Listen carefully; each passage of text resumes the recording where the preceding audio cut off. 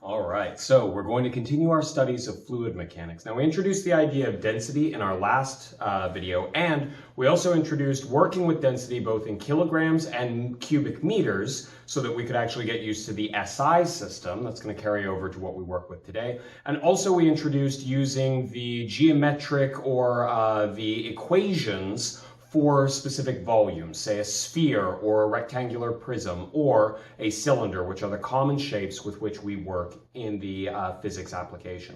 Now, in between that lesson and this lesson, what normally happens in my class is we have an introductory lab to get us moving towards what this lesson is going to be about, which is our buoyant force. Buoyant force, or the force of buoyancy. Both of those are common terms for it. Sometimes it's buoyant force. I've always heard buoyant myself, but okay.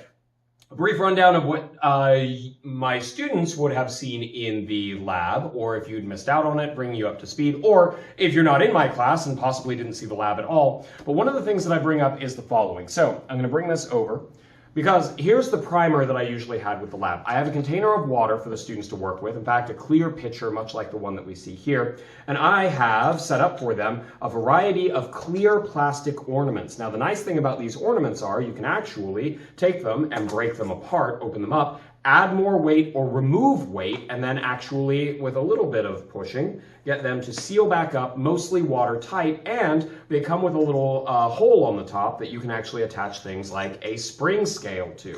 Now, a spring scale is an old school force sensor. If you have fancier force probes or force sensors, feel free to use those, although if you're using them around water, sometimes you have to worry about, hey, if it's battery powered, sometimes those don't agree well with water, it turns out.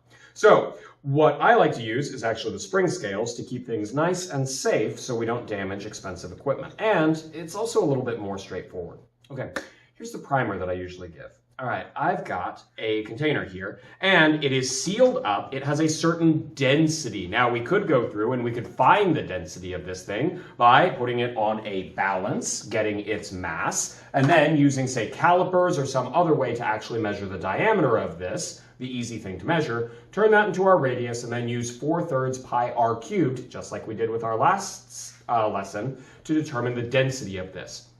With that, we could predict whether or not it will float in the water and how much of it will be submerged, just like we had introduced with that previous lesson. We're actually going to expand on some of those ideas and explain in this lesson why that percentage is something that we can actually find. That's at the end of this. Okay, so I could take this thing, I could put it down in there, and it floats. And what I normally do for the students is I set this up and say, okay, let's apply Newton's laws of motion onto this object. So we've got, when I let go of it and put it down in the water, I'm not with this one because we're actually going to come back to this one later. There's a reason I'm not actually putting it down in the water, nor these, as we're going to see. Well, let's say I put this down in the water and it's floating there and I let go of it. And I take my hand away and I say, okay, let's analyze the forces applied onto the object. Well, if I've let go of it, we have gravity pulling down, and I point out, if students aren't aware of it, well, the only other thing that's touching it is the water, the fluid, so the fluid must be applying a force of some kind to counteract gravity, to push up. Further, we could say if it's just floating there, sitting stationary, our acceleration is 0, and therefore our forces must be balanced. And therefore, we have a force of gravity down, and we have a buoyant force, is the technical term. But in general, I usually don't necessarily introduce that term yet. I would say we have a force from the fluid that is holding this thing up to make it float and just sit there floating on the surface, much like we saw with the tennis ball or the wooden ball or a variety of other things that we saw last lesson. So then my question is this: what if I take, so this is one of the ornaments and this is the other type, well, they're the same size, but I've loaded this one up with more mass, such that it does the following. It sinks. So I then show students this. I had one that was floating, and we concluded that the fluid, the water, applied an upward force onto the floating one. Again, I'll give you an example on this. Let's put the tennis ball back in. We would agree that the water is applying an upward force onto the tennis ball that is countering out gravity and letting it sit there stationary with an acceleration of 0, applying Newton's laws, which is where we're going in this unit. What about the one that sinks? So my question that I give for the students to introduce our lab is, does the fluid apply a force onto the one that sinks? Take a moment and think about that, especially if you weren't here for the lab, because it's something that I want you to make certain that you embrace and kind of turn over in your mind, because it's a common misconception. And if I were writing the exam, I would probably put at least one question in, possibly each year, to check whether or not you know this or not. Now, most people would say, well, it sinks, so the water isn't applying a force onto it. But then I would say, okay, now that we've got that, now that we've thought about that question, I don't necessarily expect you to know the answer. That's what science is about. Let's go in and use our tools and try and find out. So I'm going to get rid of the tennis ball. We know that the tennis ball has a buoyant force being applied to it, an upward force, because it's floating on the surface of the water. But this one sinks. So you could be forgiven if you thought, well, I guess the water's not applying a force onto it at all. But let's find out. Let's take our spring scale. This is a 2.5 Newton scale. That is not what I need. I need the 10 Newton scale. Now I've zeroed it out pretty well. It currently reads 0. I'm going to hook this through, and this is exactly what my students would have done shortly after I gave them that question. And I asked them, okay, think about how you would design an experiment to determine if there is a force from the water onto this object if it sinks. Now we know this one sinks. Right now, this has a scale reading of a little over 5. I'd say maybe about 5.5. Let me double check on here. Or is that right at about 5? That's a little over 5, about 5.5, I would say. And so it reads 5.5 newtons. So if I were to apply Newton's second law, I have a force of gravity down, and I have the spring scale holding it up. The spring scale reads 5.5 newtons up, and therefore we would have the force of gravity down. The weight of this thing is about 5.5 newtons. So we can see, here's my little plunger. I'm going to lower this down. As I go into the water, look what happens to the plunger. Now, we're below the water line. Now, I don't want to put it all the way down on the ground, because if I put it on the ground, then this can go to 0, because now the ground is supporting it. But watch, when I lift it just above the ground, but below the water, it doesn't read 0, and it doesn't read 5.5. It actually reads right at about, I might get a better scale than this to check that out, but I think it's about 2.7. I've got about 2.7, maybe 2.6 newtons. Let me read closer on that. That one's about 3. Yeah, maybe about 2.8, I should say. 2.8 newtons when I read this much closer. Watch. So it is at just shy of 3. I'm going to lift it back up out of the water. And we see that it actually goes down. So here is a demonstration. And this is, as I said, a common misconception. People often think that if something sinks, that means that the water isn't applying a force onto it at all. But it is. Now, what we then did in the lab is I challenged the students to say, okay, find out this force of the water. In fact, we're going to draw that out in just a moment. We'll come back to this now that I've introduced it so that we can analyze it more closely. But I then challenged the students, okay, does the force that the water applies, now that we know that it applies a force even if this thing sinks, does it depend on the weight of the object, where we can crack this open and we can add more weights or remove weights to play around with it? And I asked them, okay, as long as it submerges, if we change the weight, we want it completely underwater, can we change the force from the water? And after a little bit of playing with it, students will find no. At least as long as we get the thing where it still sinks, which is part of the assignment that I give them. I say, you're only looking at things where it will sink because we need it to go under the water. That's what we're looking at. We know that it still applies a force above the water, and we'll come back to that, and that's what we expand on in this lesson. What they end up finding is, no, we can add or remove masses in here, and it may change some of the numbers on there. It won't read, say, 2.8 anymore, but it also wouldn't start off by reading 5.5. So if you pay extra close attention, you'll see whatever it starts at when we submerge it, this one goes down by about 2.7 newtons, no matter what the weight is, so long as it submerges. Now, what they didn't necessarily look at, and I do have prepared for this lesson, is the other sizes of ornaments that I've got, and I did set these up for a similar setup. So when I submerge this one, I find that the buoyant force, we'll draw this out in a moment, is about 2.7 newtons. And we're going to find that it's actually a different value on this and on this, but we'll come back to that after we introduce the actual equation that we're going to work with. now that you've got the primer, and we know that there is a force applied by the fluid onto an object in it, regardless of whether that object floats or if it sinks. All it matters is that it is now somewhat submerged. You need it at least a little bit below the water. And we could actually see that the scale, the spring scale, only changes its reading as I start to lower this thing down. I'm going to bring my notes a little bit forward, but that's bringing us up through our lab intro, and that brings us with all the context we need to actually jump into our lesson. So now we're going to take a look at the buoyant force. Buoyant force is a force applied by a fluid onto an object. Now, usually that object needs to be at least partially submerged for this.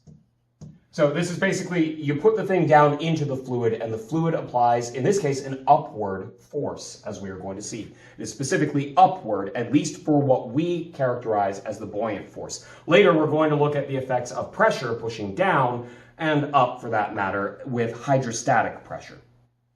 Further, I'm going to say, this is kind of a description of what buoyant force is. I am going to introduce one of the key ideas so that you can actually understand the equation we're about to see.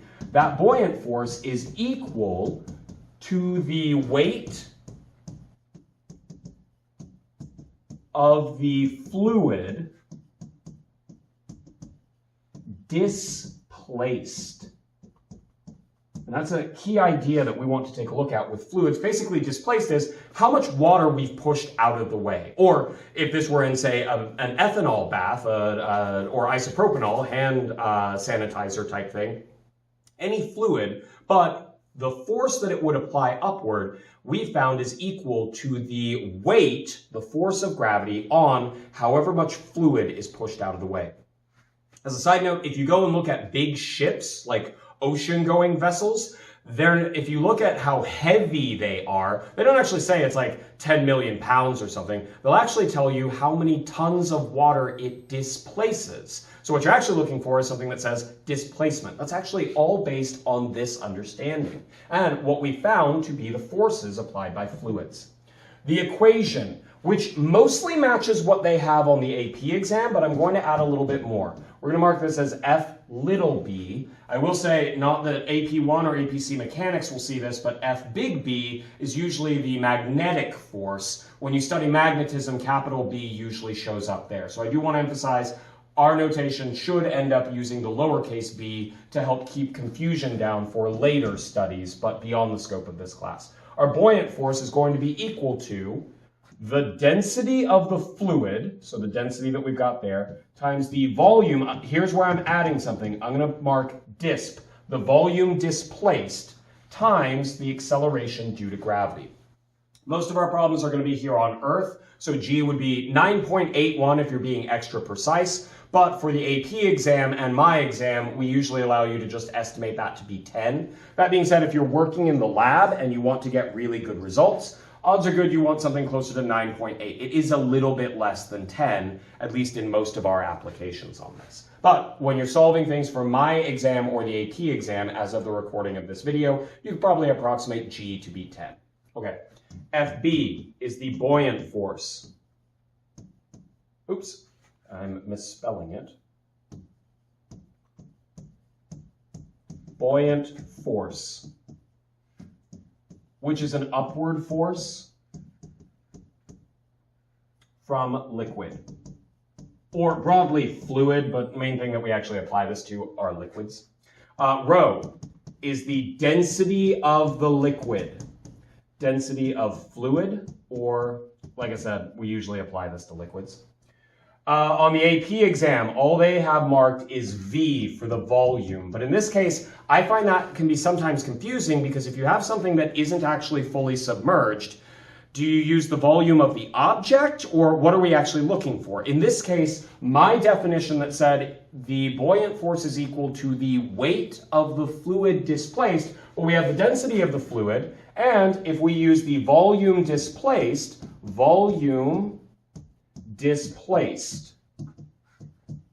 how much fluid, liquid, is pushed out of the way? Volume submerged might be another way of saying this. If the whole object goes underwater, then the displaced volume is the total volume of that object. If only half of it goes underwater, for instance, then only half of the volume of your object is going into this equation, as we'll see with our last example that we're going to take a look at in this lesson. Okay, so I like to mark this as volume displaced to remind myself and you, the student, that which volume you're using, because sometimes you may have several volumes. You're always looking for how much water or liquid has been pushed out of the way. That's what goes in this equation each and every time. Finally, G is the local gravitational field strength,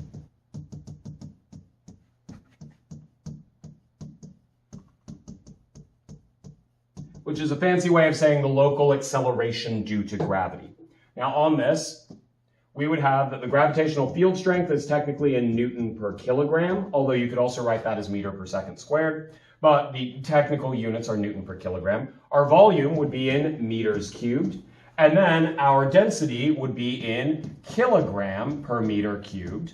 And then that would mean when you multiply all these out, the kilogram cancels out with the divided by kilogram, the divided by meters cubed cancels out with the meters cubed, and all you'd be left with are newtons, which is the appropriate unit for force, our buoyant force. So our units do work out. All right, this is our equation. And we can see how we end up using this. In fact, let's verify some of the things that we just saw with our lab, going back and taking a look. And we'll look at some of the other volumes as well, things that my students did not necessarily take a look at. At least that's not part of my current plan with this. Okay, right now I have an object. Now this is a sphere, so let's call this example 1. And all of my example 1, all of my geometries on this one is actually going to be a sphere. So diameter of 8 centimeters, which is equal to 0.08 meters. And this is a sphere. Okay, in fact, let me grab my balance and let's go through, and I'll go ahead and find the mass of this thing. Not that I think that we need it per se, but it comes up to about 540 grams. The mass is equal to 540 grams, give or take a little bit. All right, so let's see. We'll come back to that in just a moment. But I could go through and we could find the density of this thing, but what you're going to find is I've actually set this up to have a density of about 2,000 kilograms per cubic meter, give or take. I wanted to make certain on this one, I wanted it to sink. So we went through and I made certain that it was going to sink by making it twice the density of water, thereabouts. But here's what we've got. When I draw my free body diagram on my object, I've got the following. I've got the force of gravity down, mg, and I've got, let's see, so right now, outside of the water, I've got it held up by a spring scale, and so this is out of water. So I end up with, reading this, this comes up to, I should be better at reading this. This is about 5.5, I think we said. Force of scale is going to be equal to about 5.5 newtons. In this case, I could conclude that our force of gravity is about 5.5 newtons, which with a mass of 0.54 multiplied by about 10 would give us that we end up with about 5.5, maybe 5.4. This is probably a little bit less than that, but this is the downside of a spring scale, especially in video form. It may take a moment for me to read that with high precision, and I want to keep things moving on this particular lesson. Okay, so we would find that the weight of this thing is 5.5 newtons. Now I'm going to submerge it.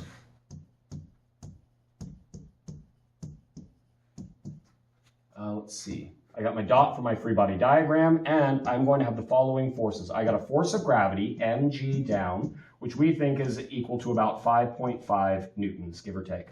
I'm going to have a spring scale force up. We're going to read that. And then I've got my buoyant force.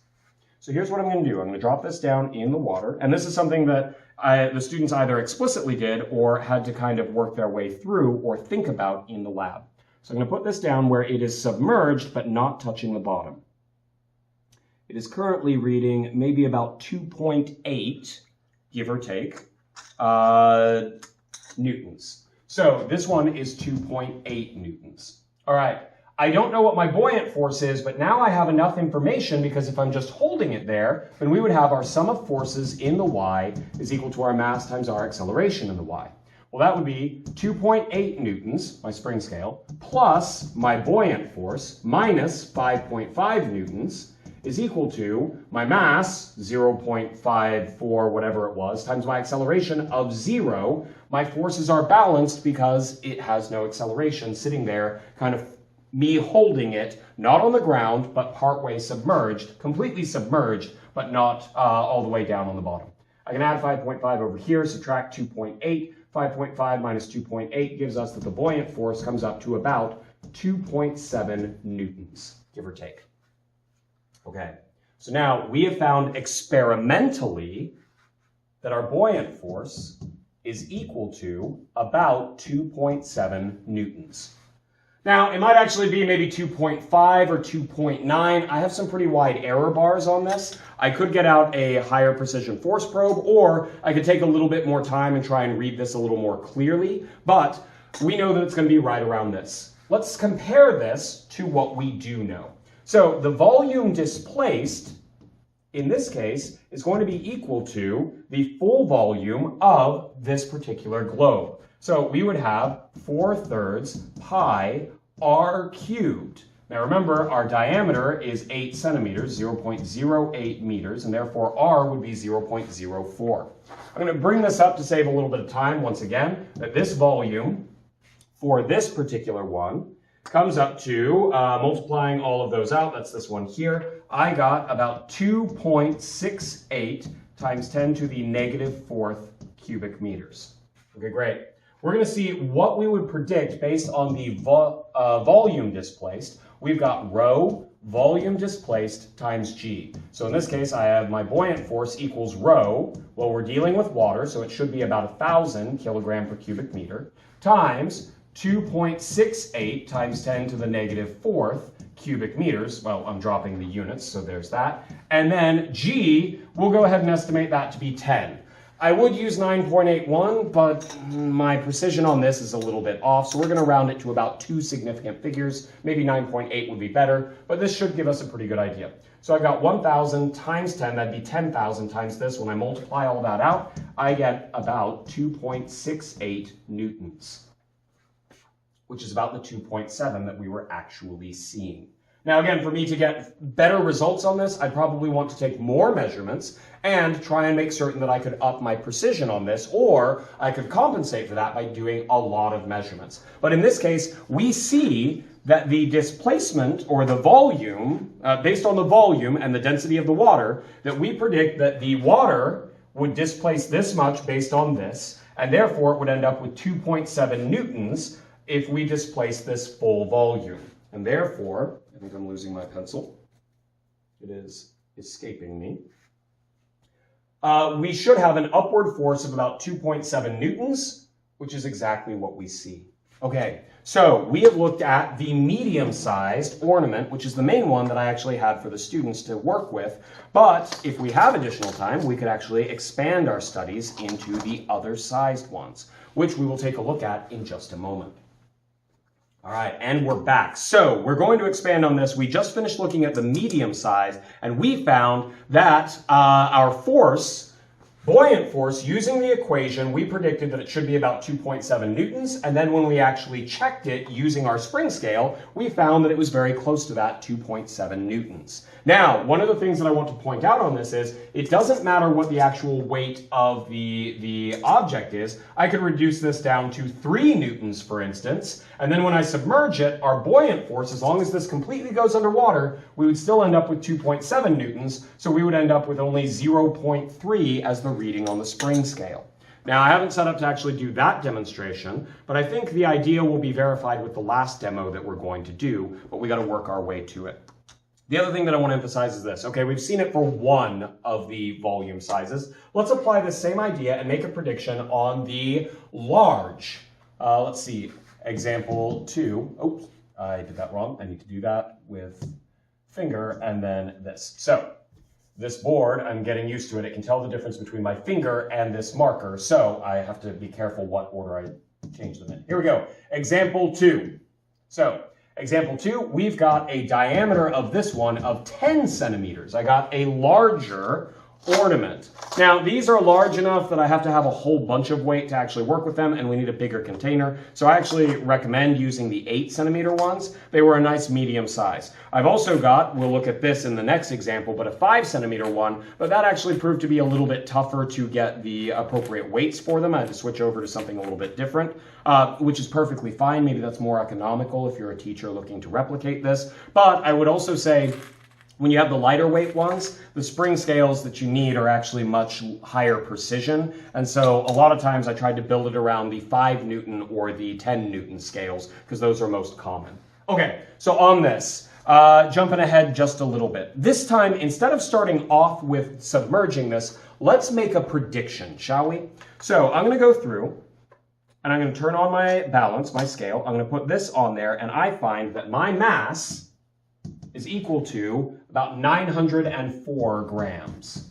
We'll call it about 900 grams, so we'll call that 0.9 kilograms, because I think by the time we're going to 3 significant figures, I'm not going to have that precision on my spring scales. So we're going to use, it's right at about 0.9 kilograms. Our radius is equal to about 5 centimeters, which would be 0.05 meters. When you multiply this out, we get a volume of, the total volume of this thing, so assuming it gets submerged, comes up to 5.24 times 10 to the negative 4th cubic meters. Again, I'm doing these here in front of you. It is worthwhile to pause and make certain that you are comfortable solving these numbers, because both I and the AP exam are likely to ask you to do this at least once or twice, or something similar to it. As we'll see as we move forward with our studies, we're going to start switching over to not giving you numbers and having you solve with deriving things, which will make it a little bit easier so you don't have to deal with these big and or small numbers. Okay, but here's our volume. So in this case, we would end up with a density, just double checking that real quick, of our mass divided by our volume, which is 0.9 with appropriate units divided by 5.24 times 10 to the negative 4th. And I'm going to grab my calculator on this. 0.9, let's see, I'm going to take 5.24 times 10 raised to the negative 4th. I'm always phobic about exponents, and I'm going to take 0.9 divided by that. And I end up with the following. Oh, I set my marker down. There it is. This comes up to 1,717 kilogram per cubic meter. I actually tried to make this one also twice the density of water, so about 2,000, but I realized that meant that I was maxing out the 10 Newton scale, so I actually scaled it back just a little bit. Okay, with this, beyond that, we could say the following. With our mass being equal to 0.9 kilograms and the acceleration due to gravity being about 10 Newton per kilogram, we'll go ahead and use that prediction. We predict that the force of gravity on this object would be 0.9 times 10, about 9 newtons. So let's find out. We've made a prediction. I'm going to put this on my 10 Newton scale, which I believe is mostly zeroed. I'm going to let this stretch down, and we are right at about 9, maybe slightly, no, that's right at about 9. Okay, so we're about 9. 8's here, 10 is here. I don't expect you all to be able to see that. My camera is not that high resolution, and by the time I get this uploaded, it definitely won't be. Hopefully it doesn't look like Minecraft currently, but we've got 8 right here, 10 right here, so we're right at about 9. Okay, before I submerge this, now we know that it reads 9 when it's out of the water. Let's say that we are going to submerge it completely. Submerged. So we're going to get the following, just the same as we did before. I'm going to draw my free body diagram, and we expect the following. Down, we have 9 newtons for the force of gravity. Up, we are going to have the reading of the spring scale, and we are also going to have our buoyant force. Okay, here's what I want us to do. Let's start off by predicting what our buoyant force would be. Well, our buoyant force is going to be equal to the density of water, which is 1,000 kilograms, times the volume. Well, that's why I brought up the volume. We said that it's about 5.24 times 10 to the negative 4th. And then we're going to multiply that by about 10, 9.8. So in this, we would then end up having it as about 10,000. That actually knocks out the times 10 to the negative 4, and we should end up with about 5.2 newtons. Okay, so now that we've used our equation, we're going to make a prediction on this. We think that this is going to be 5.2 newtons. Applying Newton's second law, we would have my spring scale plus 5.2 minus 9 is going to be equal to 0. I can add the 9 over to the other side, subtract the 5.2, and we would therefore find that our spring scale, we predict to have 4.8, I believe. 4.8 newtons. Nope, sorry, 3.8. This is why I need more sleep. 9 minus 5.2, 3.8. Also, as much as math teachers tell you that you should be able to solve these things in your head, don't let them goad you into getting the wrong answer because you made a simple math error. Don't be afraid to pick up the calculator and double check your numbers. Okay, so 3.8 is what we predict the spring scale will read. So I'm gonna then take this. Now we've made a prediction based on our equation, our models. So here we are at about 9, and we predict that it's going to be at a little over 3. So about, a little under 4. So this is about where 4 is. With my finger, I'm going to lower this down, and we're going to put it down into the water. And we see, I'm going to keep going, we are completely submerged, and we can see that the plunger is right next to my finger. Here we go. Now, does this mean that we're 100% correct? It means that our prediction is good, but just getting one prediction correct doesn't necessarily mean that we're doing it correctly. Maybe we got lucky with the numbers that we were using. The next thing that we'll do, and I'm going to go through it faster, let's do the same thing except with the smaller one. Maybe this breaks down if we have a small mass. So, example 3, the small one. The diameter of this is 5 centimeters, so 0.05 meters. That means our radius is 2.5 centimeters. When you multiply that out and solve for the volume, let me go ahead and bring up my notes on this, we should end up with 6.54 times 10 to the negative 5th cubic meters. The mass of this thing comes up to about 65.4 grams, and that means that the force of gravity I would predict to be let's see, what is that, 0.065? We're going to end up with something like 0.65 newtons. It's actually going to be a little bit less than that, but for the purposes of this lesson, we're going to go ahead and use 10 as the acceleration due to gravity, and that also reflects what you're going to do on my exam and the AP exam. Now that we've got that, hey, we've got a prediction. Hey, that's something that we can actually check. So I'm going to take this. This ornament actually has a smaller slot, so I'm not actually able to go in and just use the 10 Newton or use the spring scales directly because their hooks are actually a little bit larger than the slot for that ornament. That being said, I have set it up where I've added a little clip on here that might offset it a little bit, but not too much. So here we go. I'm going to, not submerged yet. Let's see, we said that it would come up to about 0.65. Have I done that correctly? 65.4. Did I write that down right? Oh, no, I didn't write that down right. Give me just a moment. It is not a mass of 0.65. Sorry. That was the mass that I needed for what I've marked as the critical mass. That would make it where it just barely sinks. The mass is 130 grams. I apologize. 131 grams technically, but with this, when I multiply that, that would come up to about 1.3 newtons. Let's try that again. I was like, that is not reading the correct thing. In this case, we've got 1 here and 1.5 here. We're at 1.3, maybe 1.35, but I'm going to call it 1.3 roughly. So when we draw our free body diagram on this one, I got my dot. I'm going to do this quickly. We've got 1.3 newtons down. We're going to have our spring scale force up, and we've got our buoyant force up. Okay, once again, we will go through and find our buoyant force. FB is going to be equal to our density, 1,000 kilograms, times our volume. This volume is a little bit tinier. We've got 6.54 times 10 to the negative 5th cubic meters, and then we're going to multiply that by 10. So on this, let me double check that I'm going to put this in the calculator just to be certain. So I've got 6.54 times 10 raised to the negative 5th times 10 times 1,000. We end up with 0.654.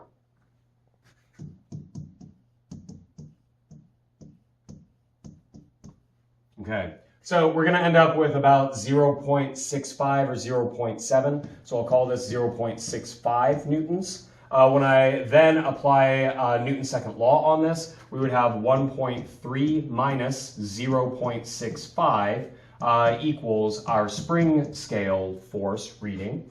Because our acceleration is 0. I'm skipping a few steps to keep us moving. We've seen it a few times, so hopefully that's not too complex. But with this, we end up with 0.65 equals what our spring scale should read when this is fully submerged. As a reminder, when I went through and set these up, I set them up to be about twice the density of water, so this isn't too surprising. I have my 2.5 Newton scale, so I'm going to hook this on. And then point out that this one's seen some things. It's a little fuzzier, but we got 1.5 down here, 1.0 up here, and so we're at about 1.3. If I were to do about 0.65, that's going to be about here where my fingernail is. Let's see, I'm going to lower this down into the water. It is now fully submerged, and we see that the plunger, hopefully you can see that, is pretty much right next to my finger. Once again, we have found exactly what we're looking for. Okay. Now, the last thing that I want us to take a look at, the other example that I wanted to build towards, and here's where we're going to start moving away from having numbers. We have the following. The thing that I told you was this. The percentage of the object submerged can be found by taking a ratio of the density of the object divided by the density of the fluid, in this case, water. So we'll just pretend that we're working with water. Okay. So let's see if we can actually do that, but let's do that applying Newton's second law and doing a derivation. So I got my free body diagram. I've got the following. We're going to have that, let's see. Oh, we're going to have a buoyant force, but in this case, we're going to be looking at something that we haven't looked at in this problem yet, which is going to be an object that does not, in fact, sink, which brings us to this one. So we're going to take a look at that. In this case, if it is floating, we have a buoyant force up and we have a force of gravity down. And for floating, I want to predict how deep this thing will actually go down. The more it goes down, the more fluid it will displace. And it will continue to displace fluid until our forces are balanced. If gravity is no longer greater than the buoyant force, then it won't pull down. If gravity is less than the buoyant force, then it might actually float up. So this would be if I push something down and let go of it, it can float back up to the surface. So now we're going to look at what happens if we don't have an object so dense that it actually sinks, and emphasize this idea of the volume displaced. Because in all of our examples up to this point, the volume displaced, how much water you've pushed out of the way, is equal to the total volume of the object. But that won't always happen. So here's what we're going to do. I'm going to take a nondescript object, and we're going to actually do a general solution to this. We're going to derive a solution. But for floating, we would have the following. Our buoyant force minus the force of gravity on the object is going to be equal to our mass times our acceleration in the y, but since it's floating there, that would just be 0. In short, we get FB minus FG equals 0. So going back to an object that we've looked at before to emphasize that, we've got our tennis ball. It's floating there. So I've got gravity pulling it down and a buoyant force holding it up, and because its acceleration is 0, we can conclude with those two being the only forces acting on them that they are canceling each other out. They are equal and opposite, not because of Newton's third law, but because of Newton's second law. So they're not a third law pair. With this, I find that my buoyant force is equal to my force of gravity for a floating object. Okay, great. So with this, I could now take that my buoyant force is going to be equal to rho of the fluid times the volume displaced times the acceleration due to gravity, g. And set that equal to, well, my force of gravity, we have an equation for that. That's the mass of the object times the acceleration due to gravity.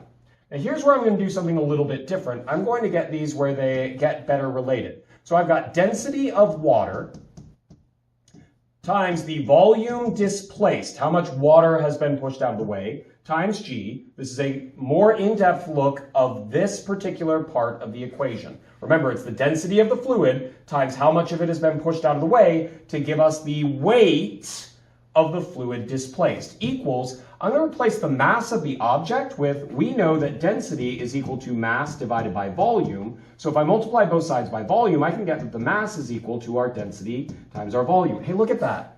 Our density times our volume, this is the mass of the water that has been pushed out of the way, times the acceleration due to gravity, gives us the weight of the water displaced. I'm going to do the same thing over here, but it would be the density of the object, not the fluid. This is why it's important to make notations on it, times the volume of the object. So that would be our full object to get our full mass times g. Okay. So here's what I'm going to end up with. I've got this set up where I have density of the water times the volume displaced times g equals the density of the object times its full volume times g. Well, I can divide both sides by g, and that means that I would lose g from both sides. Rewriting this, I get density of the water times the volume displaced is equal to the density of the object times the total volume of the object. Okay, great.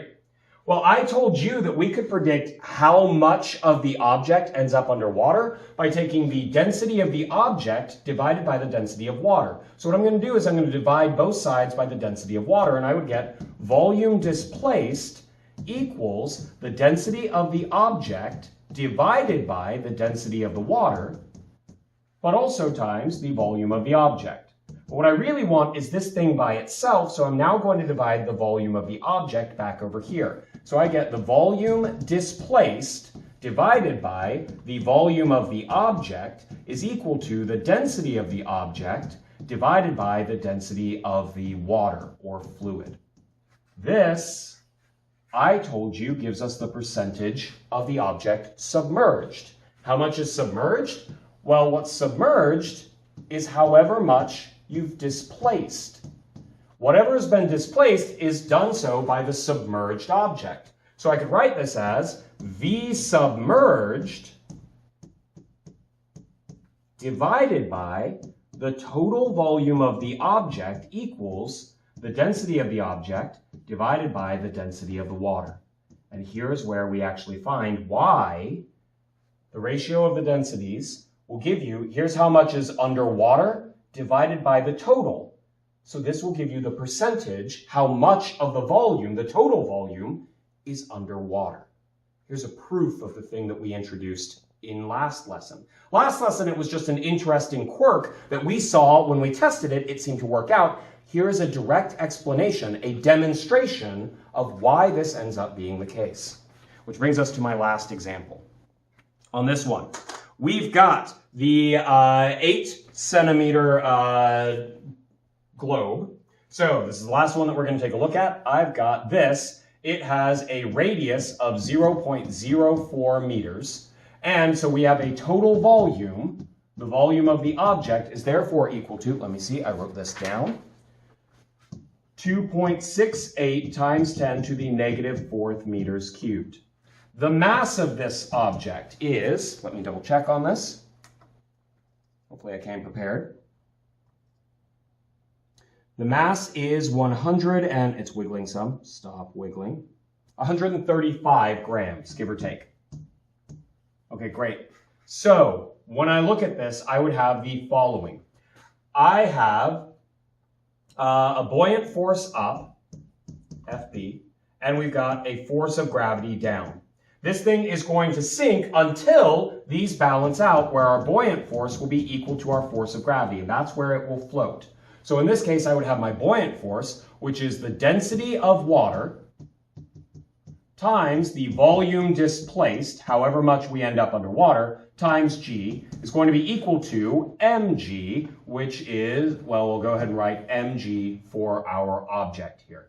So when I take a look at this, I can plug in some of my numbers. I have 1,000 kilograms per cubic meter times my volume displaced times 10 equals 0.135 times 10. We'll just use the 10 approximation. So I end up with 10,000 times my volume displaced is equal to 1.35 with appropriate units. I can now just divide both sides, and I end up with volume displaced, and that comes up to 1.35 divided by 10,000, which should be 1.35 times 10 to the negative fourth.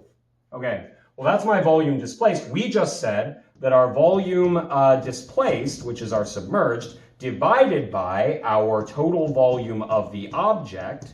Well, if I have that, that'd be 1.35 times 10 to the negative fourth cubic meters, divided by, and we said that the total volume of this thing was about 2.68 times 10 to the negative fourth cubic meters.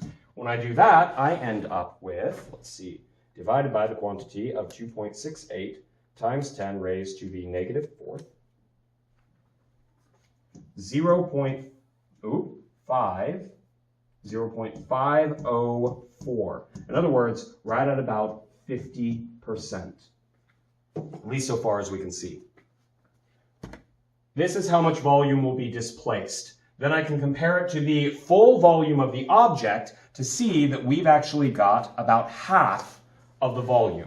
In short, I could also have checked by looking at my densities. The density of this comes up to right at about 500 kilograms per cubic meter, half of that of water. So I expect when I submerge this, well, not fully submerge, when I put this down, it will sink until about half of it is underwater.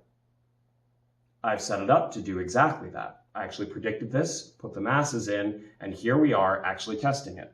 About half of it ends up underwater. So here's an example of how we can start off and actually predict how much of the object will end up under the water. All right, that's what we've got for the lesson. We will expand on this, not necessarily with the buoyant force, but our next lessons are going to start taking a look at how we're going to apply this in a broader way. And we're going to move away from a buoyant force and into forces applied over areas, which are pressures. All right, until next time.